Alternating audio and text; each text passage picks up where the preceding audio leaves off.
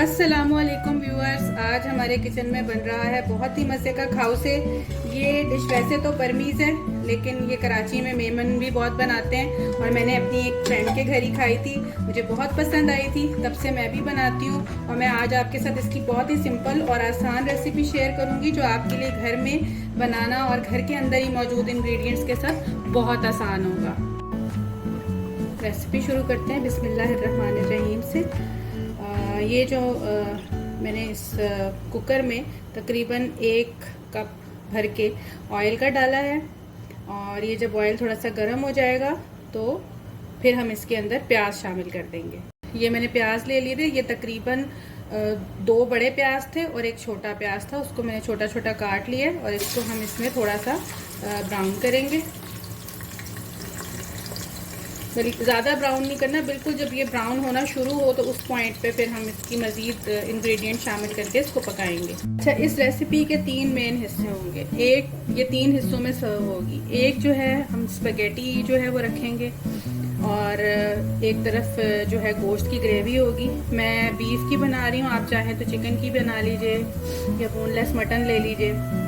और इसके अलावा इसमें कड़ी होती है सर्व साथ।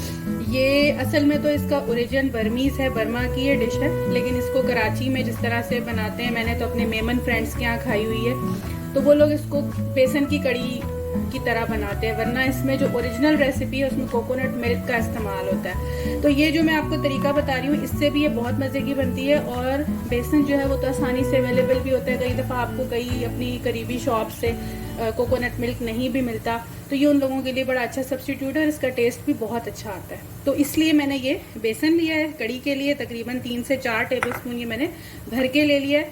इसको हमने दही के साथ जो है इसको हमने फेंटना है, बीट कर लेना है, जिस तरह हम कड़ी के लिए करते हैं। ये एक तरफ मैंने स्पैगेटी जो है नमक और थोड़ा सा ऑयल डाल के तकरीबन 400 से 500 ग्राम का पैकेट था, ये मैंने बॉयल होने के लिए रख दिए। ठीक है, देखें प्याज पे हल्का हल्का कलर आना शुरू हो गया।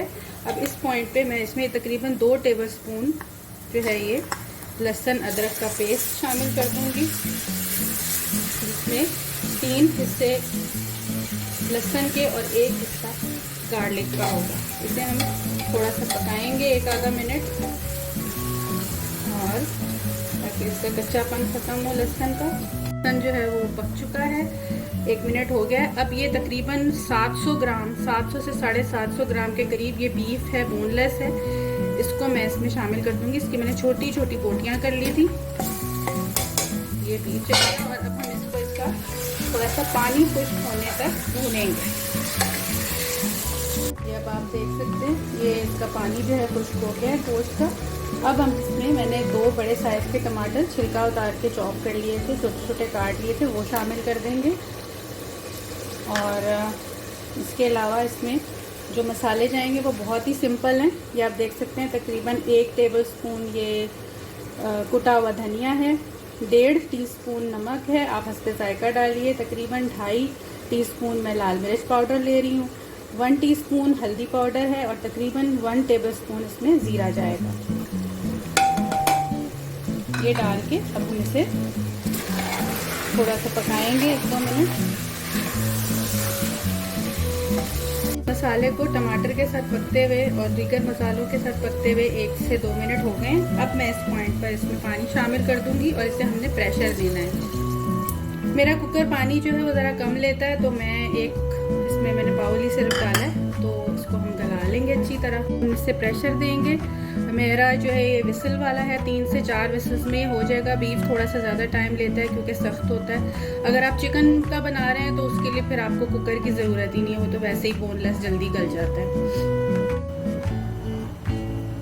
आते हैं कड़ी की तरफ। ये जो मैंने आपको बेसन दिखाया था, इसे मैंने थोड़ा सा पानी डाल के इस तरह से इसकी गुठलियाँ जो हैं वो मैंने सारी ख़त्म कर दी हैं। इसे मैंने मिक्स कर लिया है। अब मैं आपको बताती हूँ कि ये दही है, तकरीबन 1 कप दही था, इसको मैंने फेंट लिया है। इसके अंदर अब मैं ये बेसन जो मैंने घोला था इसे शामिल कर दूंगी। अच्छा, कुछ लोग बेसन और दही के आमेज़े में ही मसाला मिक्स कर देते हैं, टमाटर वो नमक मिर्च का, लेकिन मैं थोड़ा सा उसे भूनती हूँ तो इसको हम मिक्स कर लेंगे और इसके अंदर हम थोड़ा पानी डाल के इसे पतला कर लेंगे। ये अब मैं इसमें तकरीबन 1 बाउल और थोड़ा सा और पानी शामिल करूँगी। मैं इसे मिक्स कर लूँगी। आप चाहें तो इसे ब्लेंडर में मिक्स कर लीजिए। तकरीबन इसमें मैंने 1 प्याली पानी और शामिल कर लिया था। अब ये देखेंगे पतला सा इसका एक मिक्सचर बन गया। एक छोटी सी पतीली ले लिए, कोई सी भी आप वो क्या बड़ा सॉस पैन ले लीजिए। उसमें मैं थोड़ा सा ऑयल डालूँगी, तकरीबन 1/4 कप के बराबर, और इसे हम गरम होने देंगे। ऑयल गरम हो गया। अब मैं इसमें ये 1 टीस्पून के बराबर लहसुन शामिल करूँगी। तो हम थोड़ा सा पका लेंगे। लहसुन थोड़ा सा कुक हो गया। अब मैं इसमें कुछ मसाले शामिल करूँगी। जल्दी से मैं आपको बताती हूँ। ये तकरीबन 1.25 टीस्पून लाल मिर्च पाउडर है, 1 टीस्पून नमक है, 1 टेबलस्पून धनिया पाउडर है और 1 टीस्पून ही इसमें हल्दी जा रही है। ये मसाले डालने के बाद ये ताकि ये जले ना, हम इसमें थोड़ा सा पानी शामिल करेंगे।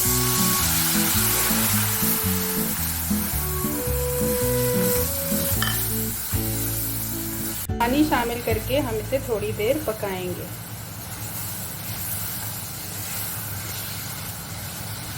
ताकि मसाले अच्छी तरह लहसुन के साथ भुन जाएं। देखें ये मसाला अच्छी तरह भुन गया है।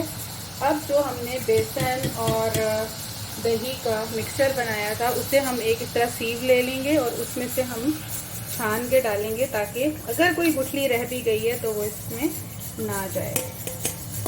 ठीक है, ये छान लिया हमने इसको और अब हम इसको पकाएंगे। और जो हम कढ़ी बनाते हैं ना, हमने उस तरह से नहीं इसको पकाना, मतलब उतनी देर नहीं पकाना। इसको हमने तकरीबन 2 या 3 उबाल ज़्यादा से ज़्यादा आने तक इसे हमने पकाना है, इतनी कि ये बस गाढ़ी हो जाए। तो ये मैं बहुत सिंपल तरीके से आपको बता रही हूँ। इसको बहुत सोफिस्टिकेटेड तरीक़ों से बहुत सारी चटनियों के साथ बनाया जाता है। मेरा तरीका सिंपल है, मेरे बच्चों को भी अच्छा लगता है। बहुत ज़्यादा आपको पता है बच्चे ज़रा चूज़ी होते हैं, वो इतनी मिर्चें भी नहीं खाते, इतने सॉसेस भी पसंद नहीं करते। तो ये देखें, ये स्पगेटी भी मैंने बॉयल करके इसको छान के रख लिया था। इस पर थोड़ा सा ऑयल लगा दिया ताकि ये आपस में जुड़े नहीं। ये आप देख सकते हैं कढ़ी जो है इसको उबाल आ रहा है और ये गाढ़ी हो रही है। इसे हम बस 2-3 उबाल आने तक पका लेंगे। ये अब आप देख सकते हैं इसको गोश्त को प्रेशर आ गया है, ये गल गया है। और अब हम इसका पानी जो है वो ड्राई कर लेंगे। ये देखिए इस तरह की शक्ल हो गई है। अच्छा, अब मैं आपको इसके साथ खाई जाने वाली एक चटनी बताऊंगी। वैसे तो इसके साथ बहुत सी चटनियाँ बनती हैं। मैंने कहा कि आज की रेसिपी थोड़ी सिंपल है लेकिन मज़ेदार बहुत है, इसकी गारंटी है। तो ये जो चटनी इसके साथ और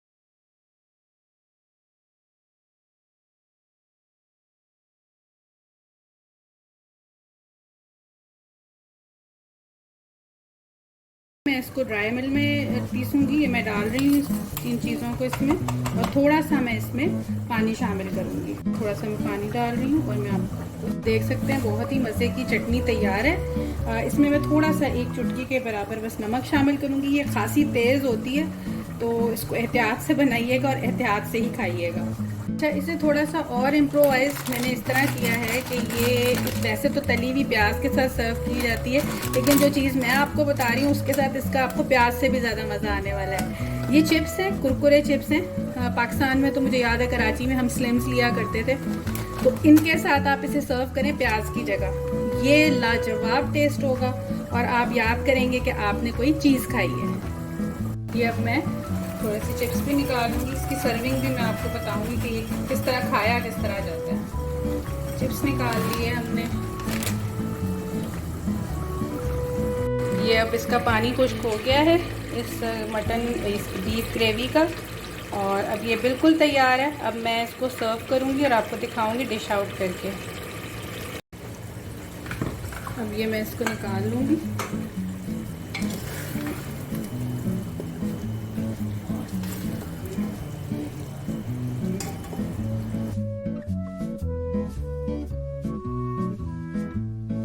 देखें ये खाउ से तैयार है और इसके साथ ये स्पैगेटी, इसका सॉस बेसन का जो कड़ी है, ग्रेवी गोश्त की, चिप्स और साथ चटनी। तो अब मैं आपको सर्व करके दिखाती हूँ कि इसको हम किस तरह से सर्व करेंगे।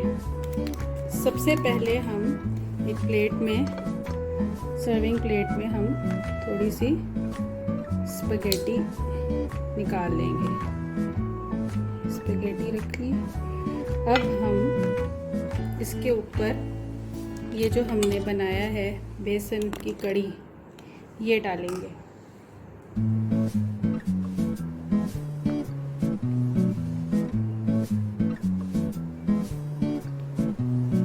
और अब इस पे टॉप पे जाएगा जो गोश्त का सालन हमने बनाया था, जो गाढ़ी सी ग्रेवी थी, वो डालेंगे। डाल दिया। अब आप चाहें तो इस पे चटनी डालें, ऑप्शनल है, थोड़ी सी तेज़ होती है, थोड़ी सी ये मैं डाल रही हूँ। और ये थोड़े से मैं इस पे ये चिप्स रख दूँगी। ये इसकी सर्विंग है और ये बिल्कुल तैयार है। बहुत मज़े की है, इसे ज़रूर ट्राई कीजिएगा और मुझे अपना फीडबैक भी दीजिएगा। आपके फीडबैक का इंतज़ार रहेगा। अगर आपको आज की ये रेसिपी पसंद आई हो तो मेरी वीडियो को लाइक कीजिए, मेरे चैनल को सब्सक्राइब कीजिए और बेल आइकन दबाना तो बिल्कुल ना भूलिएगा। अपना बहुत ख्याल रखिएगा। अल्लाह हाफिज़।